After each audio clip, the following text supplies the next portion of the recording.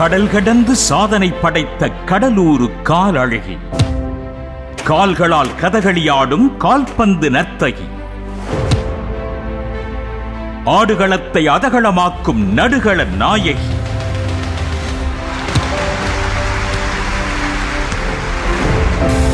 விளையாட்டு திருமிகு இந்துமதி கதிரேசன். உதைபந்து களத்தில் தனது கால்களால் உரையெழுதிக் கொண்டிருப்பவர் இந்துமதி கதிரேசன்.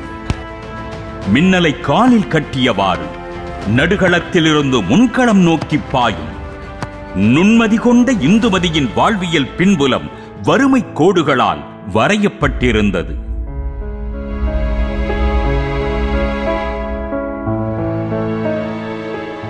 கடலூரில் மூட்டை சுமக்கும் தொழிலாளியின் மகளாக பிறந்தாலும் அவருக்கான காலம் கால்களால் மட்டுமே கனியும் என்பதை கால்பந்து களம் கணித்தது.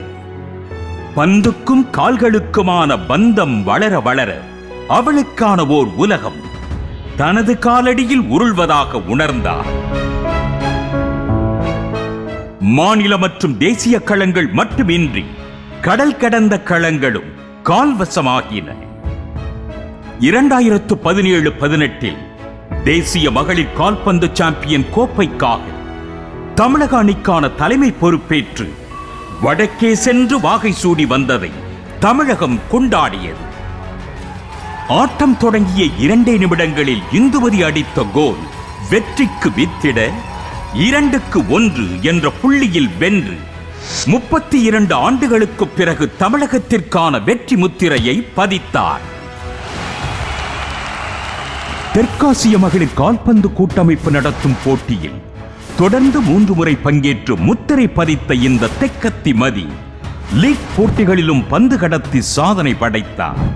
காவல்துறை கண்காணிப்பாளருக்கான தேர்வெழுதி சட்டம் ஒழுங்கு காத்து வரும் இந்துமதி கரோனா காலத்தில் முன்கள வீரரைப் போல களமாடியதை மறக்க இயலாது. 2023-24 ஆண்டுக்கான இந்தியாவின் தலை சிறந்த வீரர் என்று மகளிர் கால்பந்து சம்மேளத்தின் விருதினை பெற்று காவல் பணியையும் கால்பந்து அணியையும் சமன் செய்து சாதனை படைத்துக் கொண்டிருக்கும் திருமிகு இந்துமதி கதிரேசனுக்கு விளையாட்டிற்கான நம்பிக்கை நட்சத்திரம் விருது வழங்கி சிறப்பு செய்கிறது நமது புதிய தலைமுறை.